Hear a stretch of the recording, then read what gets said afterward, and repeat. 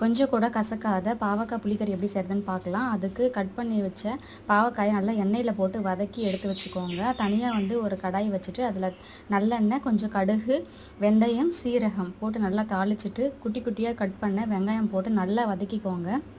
10 பல் பூண்டு வந்து நல்லா கட் பண்ணியோ இல்லை தட்டியோ போட்டு வதக்கிக்கோங்க. ஏன்னா வந்து அதுதான் ஃப்ளேவருக்கு நல்லாயிருக்கும். அதுக்கப்புறம் சின்ன சின்னதாக கட் பண்ண தக்காளி அதையும் போட்டு நல்லா வதக்கிக்கோங்க. வதக்கின உடனே வந்து பார்த்திங்கன்னா நீங்கள் 2 டேபிள் ஸ்பூன் வந்துட்டு வீட்டு குழம்பு மிளகா பொடி போட்டுக்கலாம், இல்லை சாம்பார் பொடியும் போட்டுக்கலாம். கொஞ்சமாக வந்துட்டு நான் மஞ்சள் பொடி, அதுக்கப்புறம் 2 டேபிள் ஸ்பூன் நல்லெண்ணெய் போட்டுட்டு நல்லா வதக்கி விடுங்க. ஒரு 2 to 3 மினிட்ஸ் வந்து நல்லா வதக்கி விட்டுட்டே இருங்க. அதுக்கப்புறமா வந்து தண்ணி ஊற்றிக்கோங்க. புளி வந்து காய்ச்சல் வந்து தனியாக எடுத்து வச்சுக்கோங்க.